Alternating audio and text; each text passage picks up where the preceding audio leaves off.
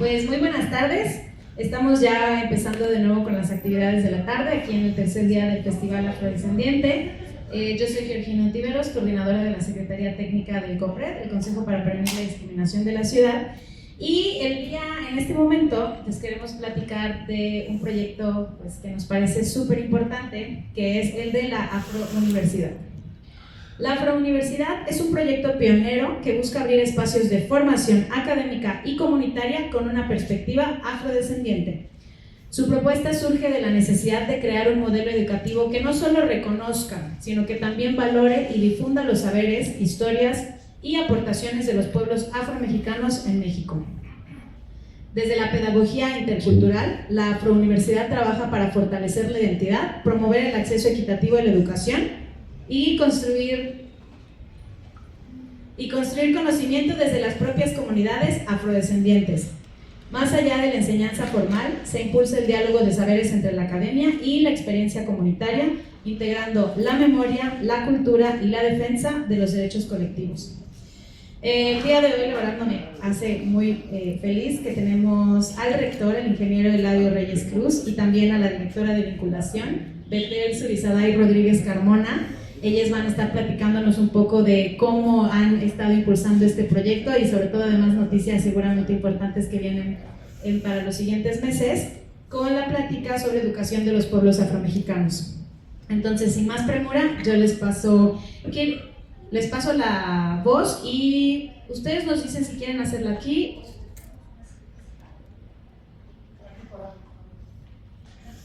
Pues, un aplauso.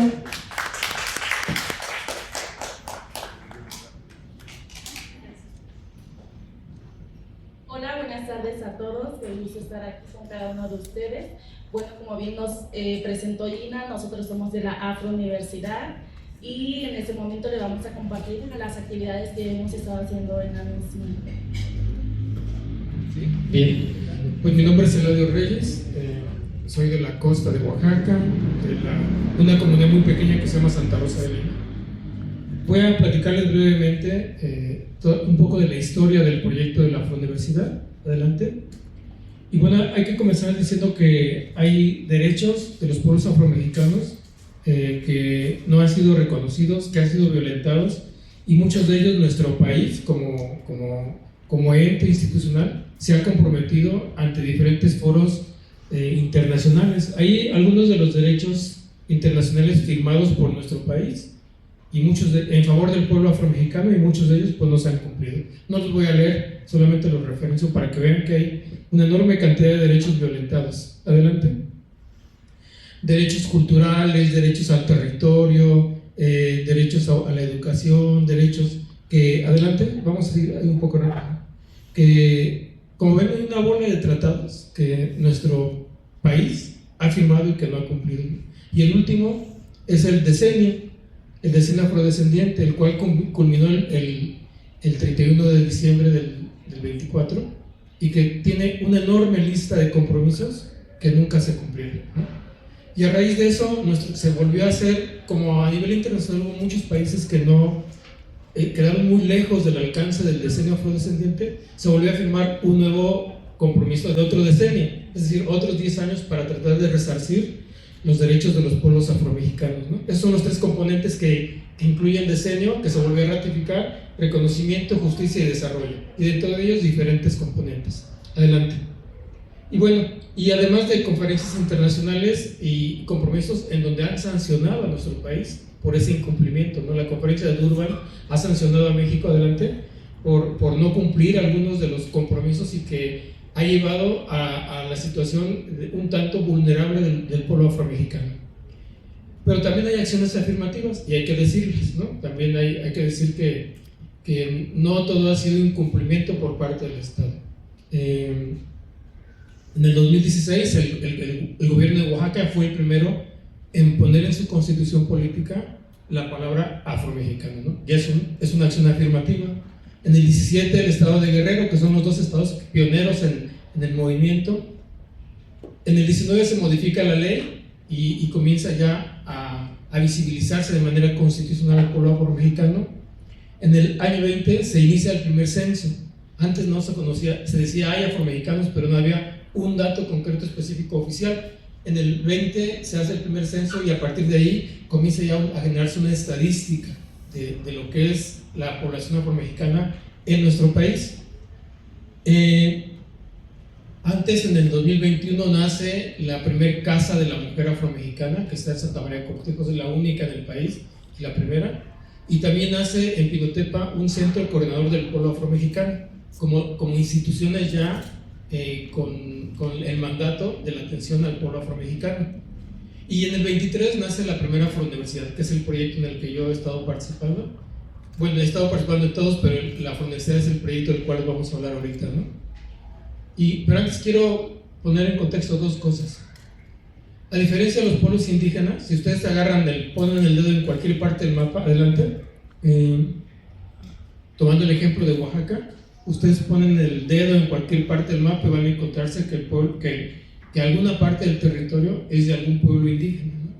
Mixtecos, chatinos, amuzcos, etc. Pero ustedes no ven que diga en un mapa oficial, aquí es el territorio afromexicano, ¿no?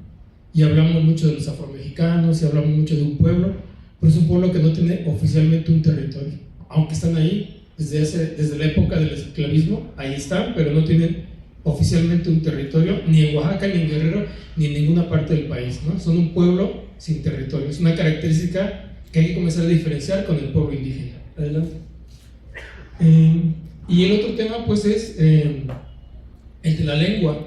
Desde que llegaron a nuestro país de manera forzada, las familias comenzaron a ser dispersadas de tal manera que no pudieran comunicarse entre ellos y no pudieran sublevarse, ¿no? Entonces, a propósito, los que venían de una familia los separaban, los que venían de un mismo pueblo los separaban, los que venían de una misma región los separaban. No olvidar que África es un país, ¿no? Es un país donde hay muchas lenguas. Bueno, pues además de esa diversidad de lenguas, en cuanto llegaban los separaban, era una condición para poder controlarlos. Entonces, la lengua del pueblo indígena, del pueblo negro en nuestro país, desapareció desde el día que ellos llegaron aquí. Entonces, por eso es un pueblo que no tiene lengua y que no tiene territorio. Tiene música y son relictos de música que llegaron y se han recuperado, y a lo mejor esa es su principal fuente de expresión cultural, la música y la danza, ¿no? Bueno, es un territorio complejo. El lugar en el que habitan generalmente es zona federal, muchos habitan cerca de los ríos, cerca de la laguna, cerca del mar, y eso es propiedad federal. Entonces, aunque viven ahí, están ahí, tienen sus viviendas, no tienen la posibilidad de ser dueños de la tierra en la que viven. Generalmente están en las partes bajas de la cuenca, es decir, reciben toda la contaminación, toda la erosión, toda la deforestación que pasa arriba de las cuencas, viene a afectar a los pueblos afromexicanos en su mayoría, y por lo tanto son zonas que reciben el mayor impacto de huracanes, de sismos, del cambio climático, de elevación del mar, y luego también son zonas con alto potencial turístico, y todos los megaproyectos impuestos por el Estado pues están sobre ese territorio. Entonces es un territorio con muchos problemas de legalidad y políticos, en el sentido de que quieren que se han implementado megaproyectos que los afectan. Adelante. Les voy a dar un ejemplo muy pequeñito de una comunidad muy pequeña, a lo mejor algunos lo conocen, se llama Cerro Hermoso, ¿no? Cerro Hermoso es una comunidad a la orilla del mar, una comunidad negra a la orilla del mar. Así era Cerro Hermoso en el 2003, como la lámina que está ahí arriba, ¿no? Era una enorme laguna donde todas las familias de la región iban a pasar los fines de semana. El gobierno implementó un megaproyecto de un espigón aquí al lado derecho en el 2005, a raíz de que se construyó el espigón. 2006, 2011, lo que era una enorme laguna y hermosa laguna terminó convirtiéndose en un playón a raíz de que el gobierno federal decidió implementar un espigón, a pesar de que los pobladores, los pescadores decían esto no va a funcionar porque ellos conocen las corrientes marinas, y sin embargo dijeron no va a funcionar, pero el gobierno implementó el espigón, gastó 180 millones de pesos para perder una enorme bahía y hermosa bahía, ¿no? Entonces son los megaproyectos que se imponen a los pueblos afromexicanos y que terminan pues impactándolos de manera negativa. Miren, esta es una proyección que hace una universidad, la Universidad de Arizona, de la elevación de 1.2 metros del nivel del mar. Entonces, cuando eso suceda, ellos están proyectando que se va a elevar el nivel del mar en 30 años, ¿no? Ya ha pasado 5 desde esa proyección, y entonces pues va a afectar las zonas del territorio afromexicano, Adelante. Pero algunos efectos ya se comienzan a sentir. Hay comunidades donde ya comienza a verse este escenario: erosión del mar, viviendas que ya son afectadas porque el mar sigue subiendo y sigue subiendo a raíz del cambio climático. Entonces, pues ya son fotos reales de comunidades que viven a la orilla del mar y que poco a poco van perdiendo parte del territorio donde habitan actualmente. Adelante. Y la zona federal, que es una zona pues del gobierno federal en donde viven las comunidades y que atraviesa sus viviendas. Adelante. Bueno, es un ejemplo de una comunidad portozuelo. Miren, por abajo la zona federal marítimo terrestre, por arriba la zona federal del río Manialtepec. Entonces la comunidad en realidad solamente tiene una pequeña franjita, ¿no? Lo que podría decir que es territorio de la comunidad, aunque tampoco tiene documentos, pero por abajo la zona federal marítimo terrestre, por arriba la zona federal del río. Entonces legalmente la comunidad tiene apenas una pequeña franjita de tierra. Bueno, en 1993-94, seguramente muchos conocen a esta persona, el padre Glyn Lemon, fue el que inició el movimiento afromexicano en realidad, y lo inició, a lo mejor algunos conocen la historia, lo inició a raíz de que él, como sacerdote negro, fue mandado a una comunidad. Él no es mexicano, él es de Trinidad y Tobago. Lo mandaron a la comunidad de Santo Domingo como sacerdote, y entonces llega a Santo Domingo, que es un pueblo negro, y los negros de ese pueblo lo rechazan, no lo dejan entrar a la iglesia, porque para ellos, en su concepción, ¿cómo iba a venir un negro a dar misa, no? Si ellos son acostumbrados a los sacerdotes blancos. Entonces él es rechazado realmente, ni siquiera lo dejaron entrar a la iglesia de Santo Domingo, es rechazado por ser negro, y entonces él pues se va a otra comunidad, así como asilado, y él, eso lo hace reflexionar a él, ¿no? De la importancia y de la urgencia y de la necesidad de platicar, de discutir, de analizar, de reflexionar con las comunidades ese tema de la discriminación, ¿no?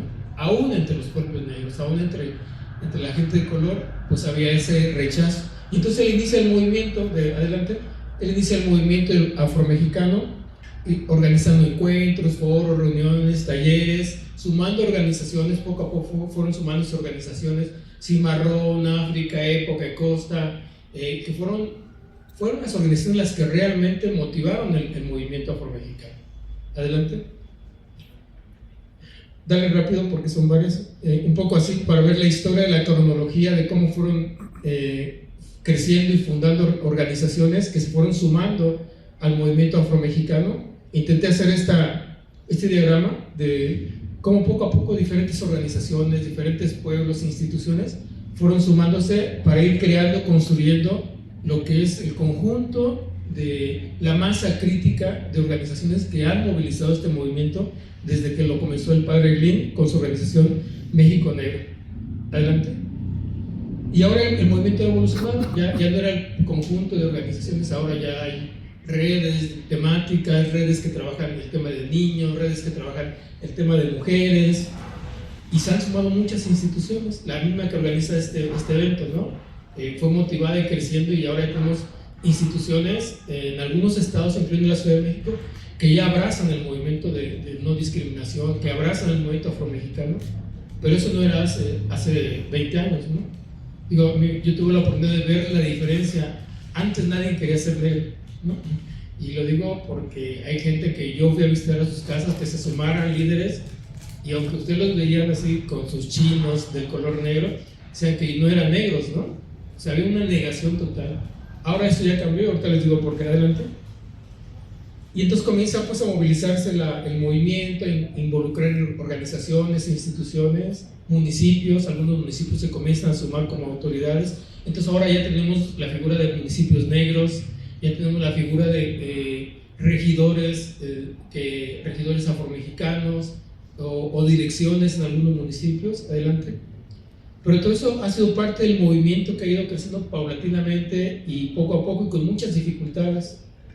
Y luego nacen los primeros candidatos con identidad negra. Y entonces ahora todos quieren ser negros porque quieren registrarse, porque como la ley dice que ahora ya puedes registrarte a candidato a una diputación, a una presidencia con identidad, con características identitarias. Ahora de repente gente que nunca ha estado en el movimiento, ni tiene el color negro, ni se identifica, se han registrado como candidatos negros porque quieren ser candidatos. Entonces por eso le decía que ahora todos quieren ser negros, ¿no? Pero es más bien por aprovechar la figura del movimiento para tener candidaturas, y lo cual pues es algo que el movimiento tendría que analizar, ¿no?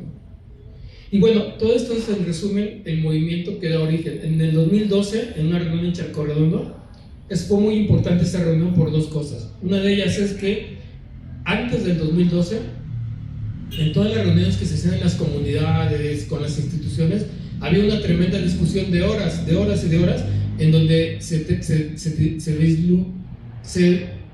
se debatía entre afrodescendientes o afromexicanos, ¿no? O negros. Las instituciones, sobre todo las académicas, siempre diciendo son afrodescendientes, y los negros de Chicago decían somos negros, ¿no?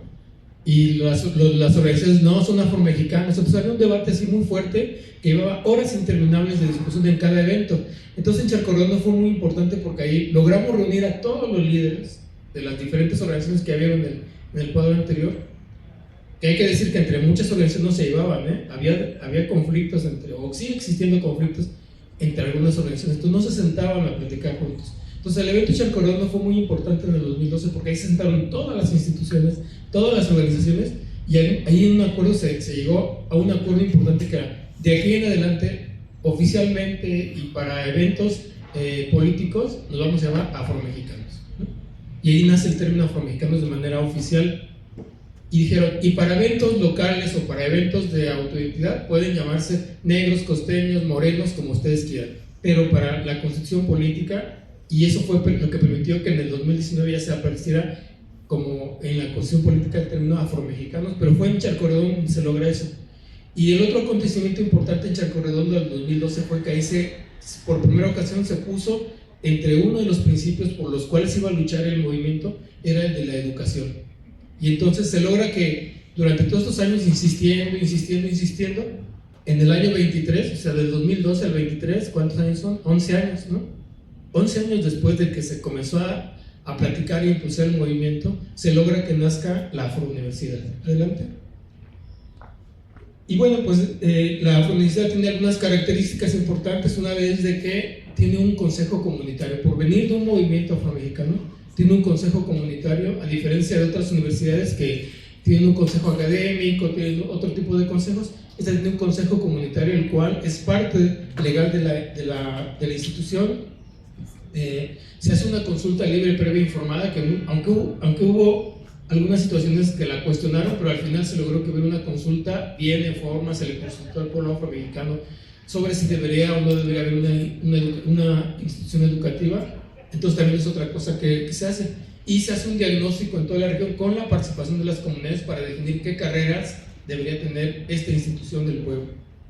Y bueno, al final, después de muchos debates, se logra que se acuerden 3 carreras, aunque ahí está mal redactado, pero es la de gastronomía, la de ingeniería en sistemas productivos sustentables y la de gestión cultural, comunicación y artes, de los cuales va a platicar tantito la maestra Betel, en lo que yo tomo un poquito de aire.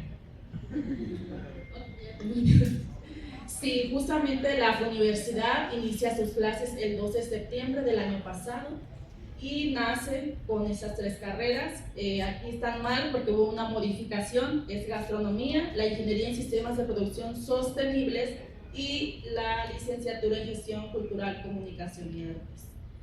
Esas carreras tienen, tomamos el modelo modular viendo más o menos el modelo de la One Xochimilco, y justamente estas carreras que están vinculadas. En cuanto a la gastronomía, se busca rescatar ahora sí que toda la gastronomía que hay en la costa y rescatar los sabores culinarios de la comida afromexicana y también la local, pero perfeccionarla. En cuanto a la ingeniería en sistemas de producción sostenibles, es producir de manera que no afecte nuestro ecosistema, y pues gestión cultural es rescatar todas estas danzas, como hoy lo vimos, ¿no? Que no solamente el movimiento afromexicano cuenta con la danza de los diablos, tenemos más danzas que nos identifican. ¿Sí? Okay. Bueno, aquí un poquito más a fondo que de la gastronomía es, pues es rescatar los saberes, reflexión sobre los ingredientes, producción sustentable y la transformación tecnológica de la misma. En cuanto a sistemas productivos sustentables, es rescatar la producción de los recursos naturales, la soberanía alimentaria, la agroecología y cuidado del territorio. Gestión cultural es rescatar la cultura, las tradiciones, la identidad y los derechos humanos. Regresas tantito. Si ven en la figura anterior, hay. No en la otra, en la que sigue. Más. No. Avánzale a la otra.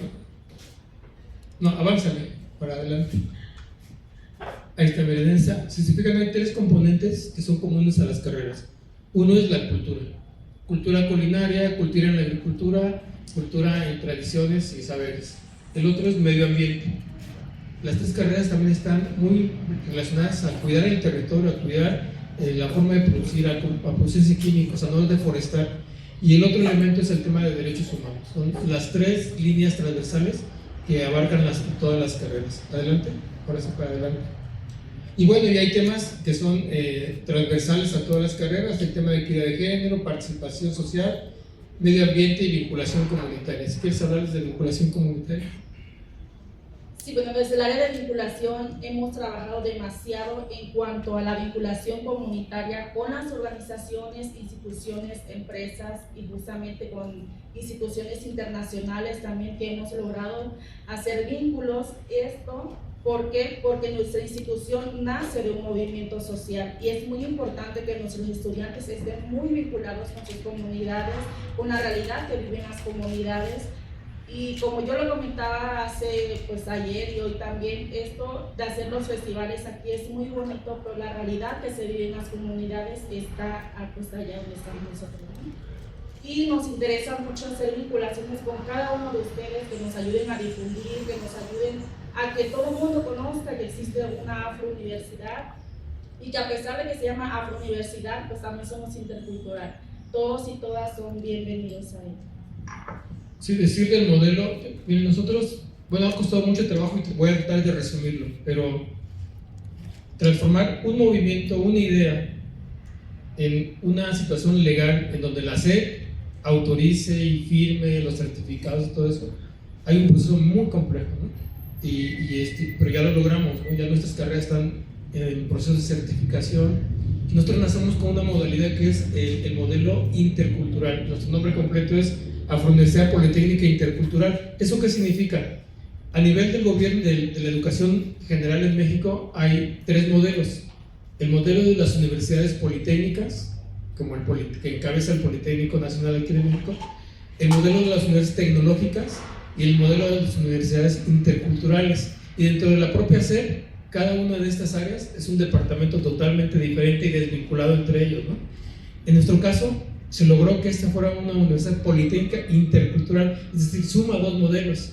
Y eso al interior nos ha costado mucho trabajo, porque entre los politécnicos y los interculturales no se ven muy bien. Los científicos hablan de microscopios y hablan de análisis químicos, y los interculturales hablan de danza, hablan de baile. Entonces de repente, estoy ejemplificando, o sea, es más complejo de lo que estoy diciendo, pero de repente unir esos dos modelos académicos para que la SEP te diga, ok, autorizo la certificación de estos estudiantes, ha sido un proceso muy complicado, pero que lo estamos logrando vencer. Y esto hace que la Afrouniversidad sea un modelo en que más adelante muchas instituciones pueden seguir, porque estamos tratando de unificar ciencia y tecnología con cultura popular, ¿no?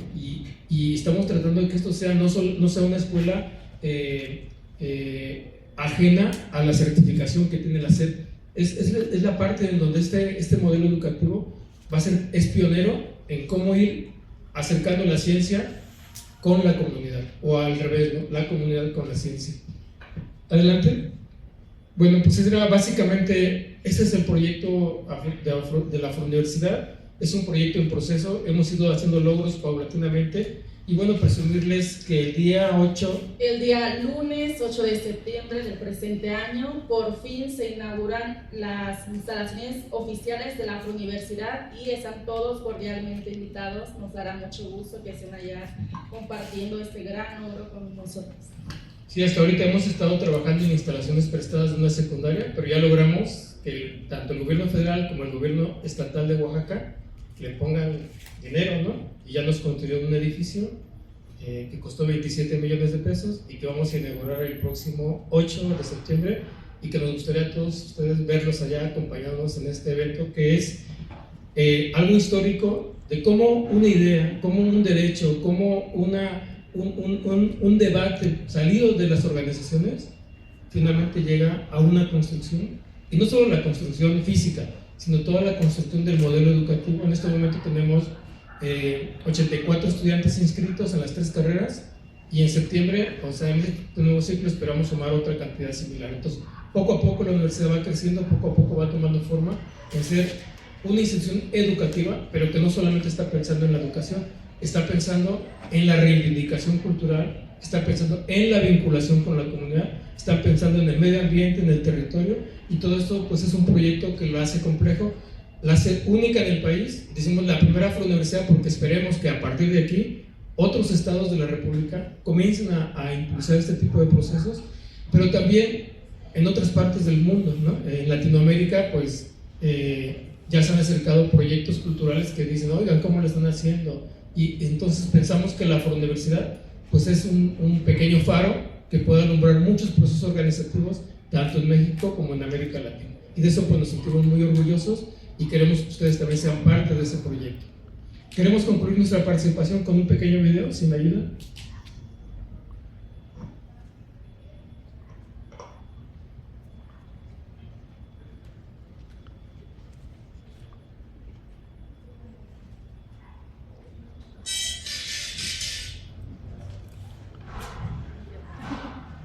Ahora se escucha, pero no se ve.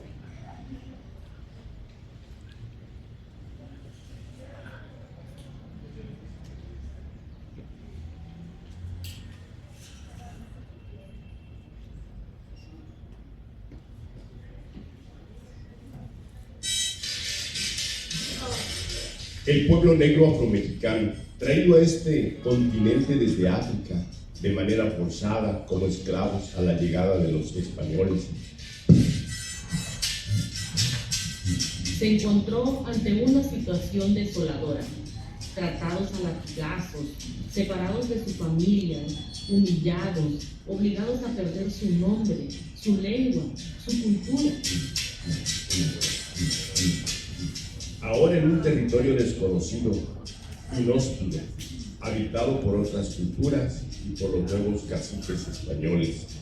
Los que lograban escapar, obligados a refugiarse en las zonas más alejadas, Poco a poco fueron reagrupándose y conformando sus pueblos en territorios que no eran de ellos. alejados de todos, temidos por todos, odiados por todos.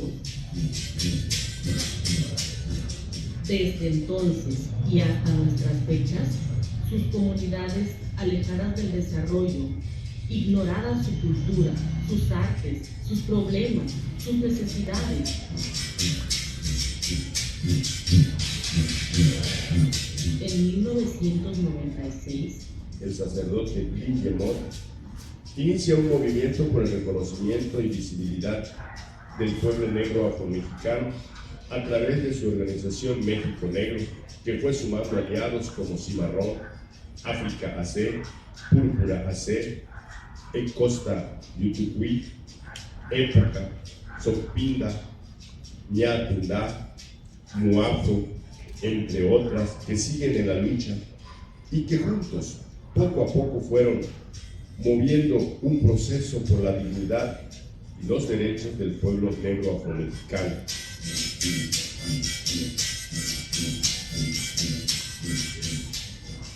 movimiento al que se sumaron algunas instituciones, tanto del gobierno estatal como federal, y que después de múltiples iniciativas de ley se lograra que en el 2019 la Constitución Política de México incluya al pueblo afromexicano como parte de la cultura y conformación de este país.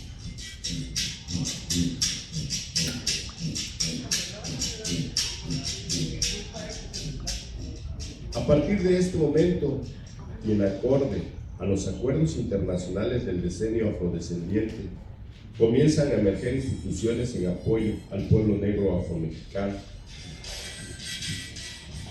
El primer Consejo Municipal en Jutepec, El primer centro coordinador del pueblo negro afromexicano del mundo.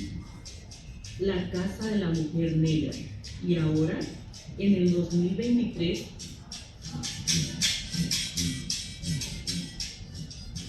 La primera Afrouniversidad Politécnica Intercultural, ubicada en el municipio de Santa María Cortijo, Jamiltepec, Oaxaca, México. la primer Afrouniversidad Politécnica Intercultural,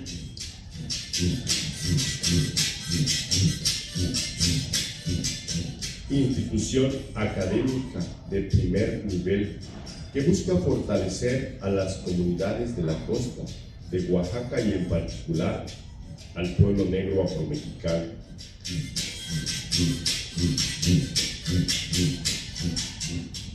una Afrouniversidad respaldada por un consejo comunitario, Una afrouniversidad que fortalezca la cultura negra afromexicana e indígena en la región y del país.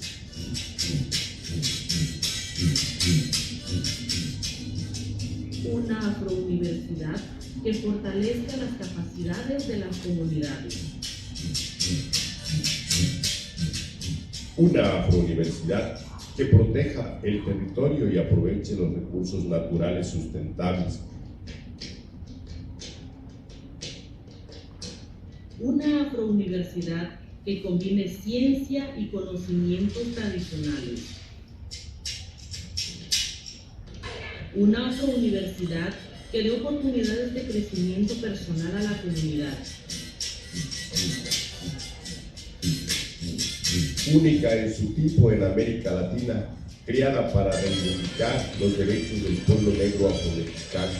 Afrouniversidad Politécnica Intercultural, una esperanza para el pueblo negro afromexicano de México y América Latina.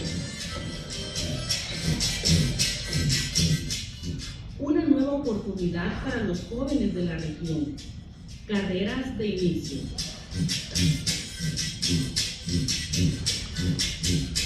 ingeniería en sistemas productivos sustentables, Licenciatura en Gastronomía y Alimentos Tradicionales. Licenciatura en Gestión Cultural, Comunicación y Arte.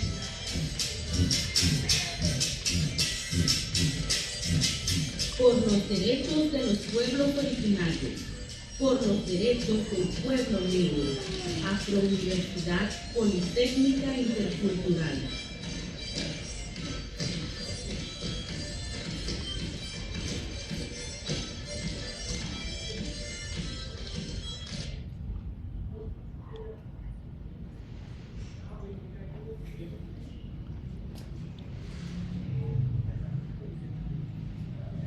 Bien, pues este es el proyecto que queríamos platicarles.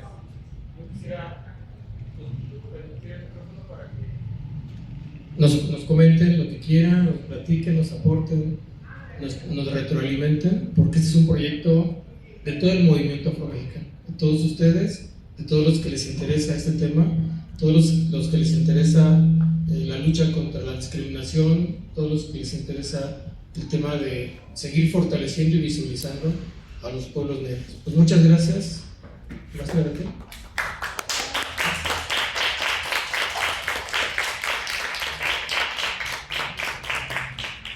¿Alguien quiere